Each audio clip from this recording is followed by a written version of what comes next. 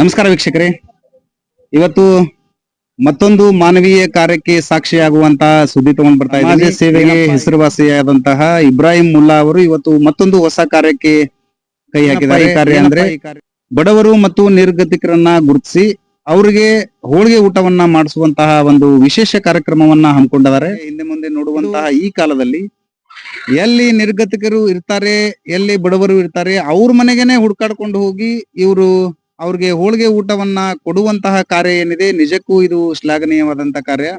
₹1,000 ಕೊಟ್ಟಾರ್ರಿ ಜಾತ್ರೆಗ. ಅವ್ರದ್ ಏಟ ಕೊಡ್ತಾರ್ರಿ, ನಮ್ ಮೇಲೆ ₹500 ಕೊಡ್ತಾರ್ರಿ. ಮಂದಿ ಹೆಚ್ಚಿದ್ದಾರ ಹೆಚ್ಚು ಕೊಡ್ತಾರ್ರಿ. ಅಣ್ಣತಂಬ್ರಿಕಿನ ಹೆಚ್ಚದಾರ. ಈಗ ಮತ್ ಅವ್ರ ಕರ್ದು ತಂದೆ ತಾಯಿ ಆಶೀರ್ವಾದ ಸಲುವಾಗನ ನಮ್ಗೆ ಊಟ ಕೊಡ್ತಾರ. ಇನ್ನಿಷ್ಟು ದೇವ್ರ ಅವ್ರಿಗೆ ಒಳ್ಳೆಯವ್ರಿಗೆ ತನು ಕೇಳ್ಯಾರ. ಈಗ ಇಂತಾದಂತ ಹೇಳ್ಕೇಸಿಂದ ಈಗ ನನ್ ಸಾಧ್ಯ ಆದೋಟ್ ನಾ ಇಟ್ ಕೊಡ್ತೀನವ ಅಂತ ಹೇಳ್ಯಾರ್ರಿ. ಕೊಟ್ಟಾರ, ತಗೊಂಡಿವಿ. ಅವ್ರಿಗೆ ಈ ಸರಿ ಏನದ ಊಟ ಕೊಡ್ಬೇಕ ಅನ್ನೋದು ಅವ್ರಿಗೆ ಮನಸ್ ಬಂತಂತ ಈ ಸರಿ ಊಟ ಕೊಟ್ಟಾರ್ರಿ. ಉಣ್ಣ ಕುಂತೀವಿ. ಅವ್ರಿಗೆ ನಮ್ ಆಶೀರ್ವಾದ ಅವ್ರ ಬಲ್ಲಿರ್ಲಿ, ಅವ್ರ ಮ್ಯಾಗ ನಮ್ದು.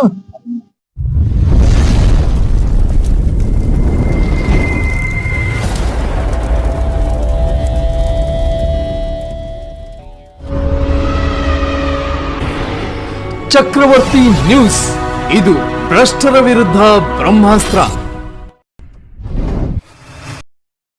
ನಮಸ್ಕಾರ ವೀಕ್ಷಕ, ಚಕ್ರವರ್ತಿ ನ್ಯೂಸ್ಗೆ ಸ್ವಾಗತ. ನಾನು ಚೇತನ್ ಶಿವಶಿಲ್. ಚಕ್ರವರ್ತಿ ನ್ಯೂಸ್ ನ ಸುದ್ದಿಗಳು ನಿಮ್ಗೆ ಸರಿಯಾಗಿ ತಲುಪ್ತಾ ಇಲ್ವಾ?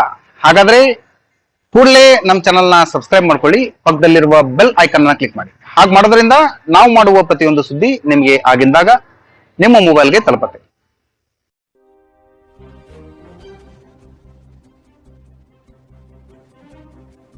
ನಮಸ್ಕಾರ ವೀಕ್ಷಕರೇ, ಇವತ್ತು ಮತ್ತೊಂದು ಮಾನವೀಯ ಕಾರ್ಯಕ್ಕೆ ಸಾಕ್ಷಿಯಾಗುವಂತಹ ಸುದ್ದಿ ತಗೊಂಡ್ ಬರ್ತಾ ಇದ್ದೀನಿ.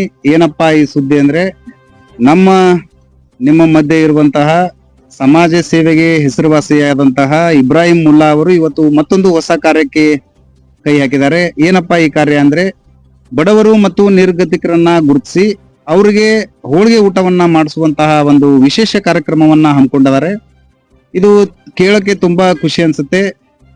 ಯಾಕಂದ್ರೆ ಬೇಕು ಅಂದ್ರೆ ಮನೆಗೆ ಬಂದು ನಾವು ಏನಾದ್ರೂ ಕೇಳೋರ್ಗೆ ಒಂದು ಊಟ ಏನಾದ್ರೂ ಕೊಡೋಕೆ ಹಿಂದೆ ಮುಂದೆ ನೋಡುವಂತಹ ಈ ಕಾಲದಲ್ಲಿ ಎಲ್ಲಿ ನಿರ್ಗತಿಕರು ಇರ್ತಾರೆ, ಎಲ್ಲಿ ಬಡವರು ಇರ್ತಾರೆ, ಅವ್ರ ಮನೆಗೆನೆ ಹುಡ್ಕಾಡ್ಕೊಂಡು ಹೋಗಿ ಇವರು ಅವ್ರಿಗೆ ಹೋಳಿಗೆ ಊಟವನ್ನ ಕೊಡುವಂತಹ ಕಾರ್ಯ ಏನಿದೆ, ನಿಜಕ್ಕೂ ಇದು ಶ್ಲಾಘನೀಯವಾದಂತ ಕಾರ್ಯ.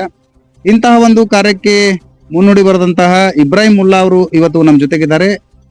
ಯಾಕೆ ಅವ್ರಿಗೆ ಈ ಕಾರ್ಯ ಮಾಡುವಂತಹ ಮನಸ್ಸು ಬಂದಿದೆ, ಯಾಕೆ ಈ ಕಾರ್ಯವನ್ನು ಹಮ್ಮಿಕೊಂಡಿದ್ದಾರೆ, ಈ ಬಗ್ಗೆ ಒಂದಿಷ್ಟು ಮಾತನ್ನ ಕೇಳೋಣ, ಬನ್ನಿ ವೀಕ್ಷ. ಸ್ವರ್ಗದಲ್ಲಿ ಶ್ರೀಕೃಷ್ಣ ಪರಮಾತ್ಮ ಹೇಳ್ತಾನೆ, ಸ್ವರ್ಗದಲ್ಲಿ ಸುಖ ಇದೆ, ಶಾಂತಿ ಇದೆ, ಆದ್ರೆ ಸಾವಿಲ್ಲ. ಭಗವದ್ಗೀತೆಯಲ್ಲಿ ಸತ್ಯ ಇದೆ, ಸುಳ್ಳಿಲ್ಲ. ಮನುಷ್ಯನ ಬಳಿ ಎಲ್ಲಾನು ಇದೆ, ನೆಮ್ಮದಿಲ್ಲ. ನೆಮ್ಮದಿ ಸಿಗಬೇಕಾದ್ರೆ ನನ್ನ ತಾಯಿ ತಂದೆಗೆ ನೆಮ್ಮದಿ ಸಿಗಬೇಕಾದ್ರೆ ನನ್ನ ತಾಯಿ ತಂದೆಗೋಸ್ಕರ ಊಟ ಹಾಕುವಂತ, ಊರಲ್ಲಿ ಎಲ್ಲಿ ಬಡವರು ಇರ್ತಾರ ಅವ್ರಿಗೆ ಊಟ ಹಾಕುವಂತ ಮಾಡ್ಬೇಕಂತ ಈ ಕಾರ್ಯಕ್ರಮ ಮಾಡೀನಿ ಸಾವು ಮಾಡ್ಕೇಸಿ ಎಲ್ಲ ನಡೆಸೀನಿ. ಮತ್ತೊಂದು ಹೇಳ್ಬೇಕಂದ್ರ, ಒಂದು ಸಲ ಮನುಷ್ಯನ ಬಳಿ ಹೋಗಿದ್ದು ಏನು ಕೊಟ್ಟರು ಬರುವುದಿಲ್ಲ. ಅದು ಏನಪ್ಪಾ ಅಂದ್ರ ಸಮಯ. ಸಮಯ ಹೋದ್ಮೇಲೆ ನೀವು ಏನು ಕೊಟ್ಟರು ಜಗತ್ತಿದಾಗ ಬರುವುದಿಲ್ಲ. ಇರುತನಾನೇ ಪುಣ್ಯ ಕೆಲಸ ಮಾಡ್ರಿ, ಇರುತನಾನೇ ನೆಮ್ಮದಿ ಕೆಲಸ ಮಾಡ್ರಿ.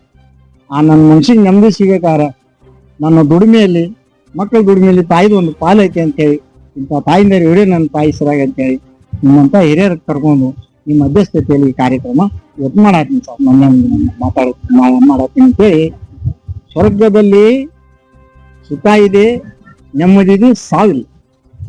ಭಗವದ್ಗೀತೆಯಲ್ಲಿ ಸತ್ಯ ಇದೆ, ಸುಳ್ಳಿಲ್ಲ. ಮನುಷ್ಯನ ಬಳಿ ಎಲ್ಲ ಇದ್ರು ನೆಮ್ಮದಿ ಇಲ್ಲ. ನೆಮ್ಮದಿ, ಆ ನೆಮ್ಮದಿ ಇರ್ಬೇಕಾದ್ರೆ ಇಂಥ ಬಡಬಗ್ಗಿ ಜನರಿಗೆ ಉಪಕಾರ ಮಾಡಿದ್ರೆ ಮನುಷ್ಯತ್ವ ಅಂತೇಳಿ ನಾ ಈ ಕೆಲಸ ಮಾಡ್ಕೊಳತ್ತೀನಿ ಅಂತೇಳಿ ಎಲ್ಲಾ ಹಿರಿಯರಿಗೆ ನಾನು ತಗೊಂಡಿವ್ರಿ. ಈಗ ಊಟದ ಕೊಟ್ರ ತಗೊಂಡಿವ್ರಿ, ಊಟ ನಾವ್ ಮಾಡಿವ್ರಿ. ನಮ್ ಆಶೀರ್ವಾದ ನಿಮ್ ಮ್ಯಾಲ ಇರ್ಬೇಕು ಅಷ್ಟೇ. ಕೊಟ್ಟಾರ್ರಿ ಜಾತ್ರೆಗ. ಅವ್ರದ್ ಏಟ ಕೊಡ್ತಾರ್ರಿ, ನಮ್ ಮೇಲೆ ₹500 ಕೊಡ್ತಾರ್ರಿ. ಮಂದಿ ಹೆಚ್ಚಿದ್ದಾರ ಹೆಚ್ಚು ಕೊಡ್ತಾರ್ರಿ. ಕೊಟ್ಟಾರ್ರಿ, ಇಲ್ಲ ನಂಗಿಲ್ರಿ. ಆಶೀರ್ವಾದ ನಿಮ್ ಮೇಲೆ ಐತ್ರಿ, ನಮ್ಮ ಆಶೀರ್ವಾದ ಅವ್ರ ಮ್ಯಾಲ ಇಲ್ರಿ. ಒಂದ್ 2 ಸಲ ಆತ್ರ ಅವ್ರ ಕಡೆದಿಂದ ನಮ್ಗ 500 ಆಗ್ಲಿ 1000 ಆಗ್ಲಿ ಕೊಟ್ಟಾರ್ರಿ. ನಮ್ಗ ಅಣ್ಣತಂಬ್ರಿಕಿನ ಹೆಚ್ಚದಾರ. ಈಗ ಮತ್ತ ಅವ್ರ ಕರ್ದು ತಂದೆ ತಾಯಿ ಆಶೀರ್ವಾದ ಸಲುವಾಗನ ನಮ್ಗೆ ಊಟ ಕೊಡ್ತಾರದಿಂದ ಇನ್ನಿಷ್ಟು ದೇವ್ರ ಅವ್ರಿಗೆ ಒಳ್ಳೇದ್ ಮಾಡ್ಲಿ. ಇಲ್ರಿ ಅವ್ರು ಚಲೋದ ಮಾಡ್ಯಾರಿ, ಏನಿಲ್ಲ ಅಂತ ಅನ್ನಂಗಿಲ್ಲ.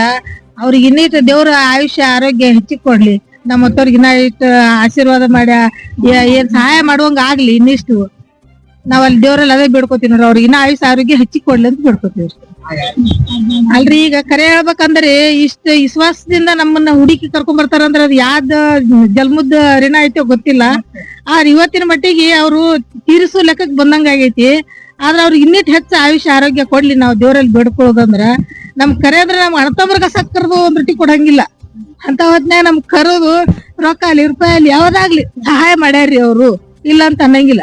ಇವತ್ತಿನ ಮಟ್ಟಿಗೆ ಅನ್ನ ಕೊಟ್ಟಾರಂದ್ರೆ ಅವ್ರಿಗೆ ಅನ್ನ ಇನ್ನಿಟ್ ಹೆಚ್ಚಾಗ್ಲಿ ಅಂತ ಬೇಡ್ಕೊತೀವ್ರಿ, ಅಷ್ಟೇ ನಮ್ಮ ಈಗ ಕೊಟ್ಟಾರ್ರಿ ರೊಕ್ಕ ರೂಪಾಯಿ ಕೊಟ್ಟ ಜಾತ್ರೆ ಬಂದ ಬಳಿ ಹಾಕ್ತಿರಿ ಹಾಕೋರಿ, ಈಗ ಫಳಾರ್ ತಗೋರಿ ಅನ್ಕೇಶನ್ ಕೊಟ್ಟಾರಿ. ಅಂತ ಮಗಿಂತ ಹೆಚ್ಚು ಬಂದ್ ಮನಿಗ್ ಕೊಟ್ಟಾರಿ, ರೊಕ್ಕ ತಂದ್ ಕೊಟ್ಟಾರಿ.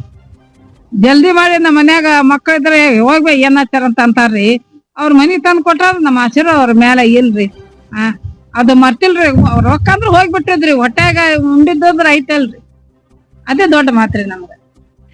ನಮ್ ಓಣಿಗೆ ಆತರ ಆಗ್ಯಾರ್ರಿ, ಬರ್ತಾರ ಬಡವ್ರಿಗೆ ಅನು ಕೇಳ್ಯಾರ. ಈಗ ಇಂತಾದಂತ ಹೇಳ್ಕೇಸಿಂದ ಈಗ ನನ್ ಸಾಧ್ಯ ಆದೋಟ್ ನಾ ಇಟ್ ಕೊಡ್ತೀನವ ಅಂತ ಹೇಳ್ಯಾರ್ರಿ, ಕೊಟ್ಟಾರ, ತಗೊಂಡಿವಿ.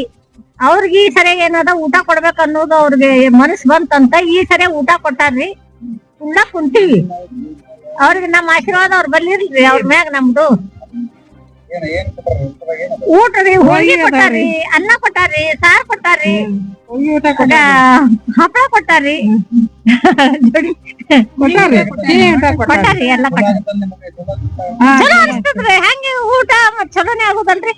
ಅವ್ರ ನಮ್ ಮೇಲೆ ನಮ್ಗೆ ಅವ್ರು ಕರ್ದು ಕೊಟ್ಟಾರ ಅಂತ ಅವ್ರಕಿಂತ ಒಳ್ಳೆ ದೇವ್ರು ದೇವ್ರಕಿಂತ ಹೆಚ್ಚಾಯ್ತಲ್ರಿ, ಹೆಚ್ಚಾತನ್ರಿ. ಅಡ್ಡಾಡಿ ಈಗಂತ್ರು ಯಾರು ಕೊಡಂಗಿಲ್ರಿ.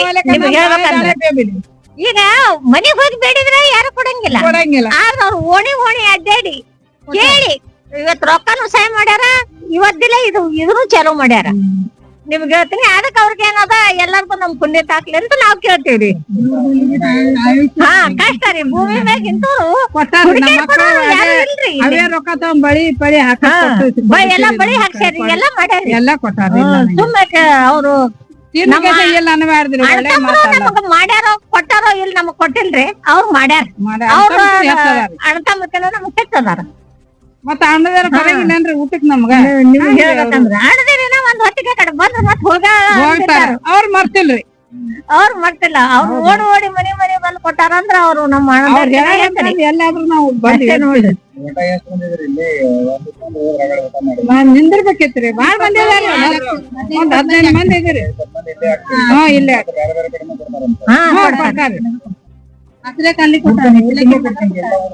ಎಲ್ಲಾ ಉಣ್ಣ ಕೊಟ್ಟಾರ. ಹೌದ್ರಿ, ಎಲ್ಲಾ ಉಣ್ಣ ಕೊಟ್ಟಾರ. ಮೈಬೂರ್ನಗರದಾಗ ಗುಡದಾಗ ಎಲ್ಲಾ ಉಣ್ಣ ಕೊಟ್ಟಾರ. ನಮಗ್ ಗೊತ್ತಿದ್ ಮಟ್ಟಿಗೆ ಮಾತ್ರ. ನೋಡಿದ್ರಲ್ಲ ವೀಕ್ಷಕರೇ, ದಾನ ಧರ್ಮಕ್ಕೆ ಸಾಕ್ಷಿಯಾದಂತಹ ಮತ್ತೊಂದು ಮಹತ್ವದ ಘಟನೆ ಇದು, ಮಹತ್ವದ ಉದಾಹರಣೆ ಅಂತ ಹೇಳ್ಬೋದು. ದಾನ ಧರ್ಮ ಮಾಡಕ್ಕೆ ಪ್ರತಿಯೊಬ್ಬರು ಮುಂದೆ ಬರ್ತಾರೆ, ಆದ್ರೆ ದಾನ ತಗೊಳ್ಳೋಕೆ ಯಾರು ಮುಂದೆ ಬರಲ್ಲ ಕೆಲವಿಷ್ಟು ಜನಕ್ಕೆ. ಅಂತಹ ದಿನಮಾನಗಳಲ್ಲಿ ನಮ್ಮ ಇಬ್ರಾಹಿಂ ಮುಲ್ಲಾ ಅವರು ಏನೇ ಕೊಡ್ತೀನಿ ಅಂದ್ರು ಕೂಡ ಅವ್ರಿಗೆ ಯಾವತ್ತೂ ಎಷ್ಟೋ ಜನ ಮುಂದೆ ಬಂದು ಆ ದಾನ ಸ್ವೀಕರಿಸುವಂತಹ ಏನು ಗುಣ ಇದೆ ಅದು ಕೂಡ ನಾವು ಮೆಚ್ಚಬೇಕಾದಂತದ್ದು. ಯಾಕಂದ್ರೆ ನೀವು ಅಲ್ಲೆಲ್ಲಿ ನೋಡಿರ್ತೀರಾ, ಸಾಕಷ್ಟು ದುಡ್ಡಿರುತ್ತೆ, ದಾನ ಧರ್ಮ ಮಾಡುವಂತಹ ಮನಸ್ಸಿರಲ್ಲ. ದಾನ ಧರ್ಮ ಮಾಡುವಂತಹ ಮನಸ್ಸಿರುತ್ತೆ, ಅವ್ರ ಹತ್ರ ದಾನ ತಗೊಳ್ಳುವಂತಹ ಕೈಗಳಿರಲ್ಲ. ಅಂತಹ ಜನರ ಮಧ್ಯೆ ತಾವು ದುಡ್ದಿದ್ದು ಕೆಲವಿಷ್ಟು ಹಣದಲ್ಲಿ ತಮ್ಮ ಮನೆಗೆ ಅಂತ ಒಂದಿಷ್ಟು ತೆಗೆದಿಟ್ಟು ಉಳಿದಿದ್ದನ್ನ ದಾನ ಮಾಡೋದು ಅಂದ್ರೆ ಅಷ್ಟು ಸುಲಭದ ಮಾತಲ್ಲ. ಈ ಇಬ್ರಾಹಿಂ ಮುಲ್ಲಾ ಅವರ ಕಾರ್ಯ ಸಾಕಷ್ಟು ಜನರ ಮನಸ್ಸಿಗೆ ಮುಟ್ಟಿದೆ ಅಂತ ಅನ್ಕೋತೀನಿ. ಯಾಕಂದ್ರೆ ಮನೆಗೂ ಎಲ್ಲಿ ನಿರ್ಗತಿರ್ತಾರೆ ಅಲ್ಲಿ ಹೋಗಿ ಹೋಳಿಗೆ ಊಟ ಕೊಡೋದು ಅಂದ್ರೆ ಅದು ಸಣ್ಣ ಕಾರ್ಯ ಅಲ್ಲ. ಅವರು ಏನು ದೊಡ್ಡ ಶ್ರೀಮಂತರು ಕೂಡ ಅಲ್ಲ, ಅವರು ರಿಯಲ್ ಎಸ್ಟೇಟ್ ಬಿಸ್ನೆಸ್ ಮಾಡ್ತಾರೆ. ಕೆಲವೊಂದಿಷ್ಟು ಏನು ಅವ್ರಿಗೆ ಬಂದಂತಹ ಕಮಿಷನ್ ಹಣದಲ್ಲಿ 2,000-3,000 ಎತ್ತಿಟ್ಕೊಂಡು ಮಿಕ್ಕಿದನ್ನೆಲ್ಲ ದಾನ ಧರ್ಮಕ್ಕೆ ಅಂತ ಈ ತರ ಸೇವೆ ಮಾಡ್ತಾನೆ ಬರ್ತಾ ಇದ್ದಾರೆ. ತುಂಬಾ ಒಳ್ಳೆಯ ಗುಣ ಅವರಲ್ಲಿದೆ. ಅವ್ರಿಗೆ ದೇವರು ಇನ್ನಷ್ಟು ಆಯಸ್ಸು ಆರೋಗ್ಯ ಕೊಟ್ಟು ಕಾಪಾಡ್ಲಿ ಅಂತ ನಾನು ಈ ಮೂಲಕ ಕೇಳ್ಕೊತೀನಿ. ಮತ್ತೆ ಏನು ದಾನ ಅಂತ ಬಂದ್ರೆ ನಮ್ಮ ಮುದ್ದೇಬಿಹಾಳದಲ್ಲೇನೆ ಅವ್ರಿಗಿಂತ ದಾನಿಗಳು ಯಾರೂ ಇಲ್ಲ ಅಂತ ನಾನು ಹೇಳಕ್ ಇಷ್ಟಪಡ್ತೀನಿ. ಯಾಕಂದ್ರೆ ಅಷ್ಟೊಂದು ಮನಸ್ಸಿನಿಂದ ಮಾಡುವಂತಹ ದಾನ ಅದು. ಇದು ಒಂದು ಒಳ್ಳೆ ಕಾರ್ಯಕ್ಕೆ ಇವತ್ತು ಕೈ ಹಾಕಿದ್ದಾರೆ. ಈ ಕಾರ್ಯ ನಿರಂತರವಾಗಿ ನಡೀಲಿ, ಯಾವತ್ತೂ ಈ ಕಾರ್ಯ ನಿಲ್ಬಾರ್ದು. ಅವರು ಏನು ಹೋಳಿಗೆ ಊಟ ಮಾಡಿಸುವಂತ ಪ್ರಯತ್ನ ಮಾಡಿದ್ದಾರೆ, ಇದು ಸಾಕಷ್ಟು ಜನರ ಮನಸ್ಸಿಗೆ ಮುಟ್ಟಿರುತ್ತೆ ಅಂತ ನಾನು ಭಾವಿಸ್ಕೊಂಡು ಇವತ್ತಿನ ಈ ಎಪಿಸೋಡ್ ನಾನು ಮುಗಿಸ್ತಾ ಇದ್ದೀನಿ. ಧನ್ಯವಾದಗಳು. ಅವ್ರಿಗೆ ಕೊಡ್ರಿ, ಅಲ್ಲಿ ಕೊಡ್ರಿ ಅಲ್ಲಮ್ಮ. ಹಾ ಕೊಡ್ರಿ ಅವ್ರಿಗೆ.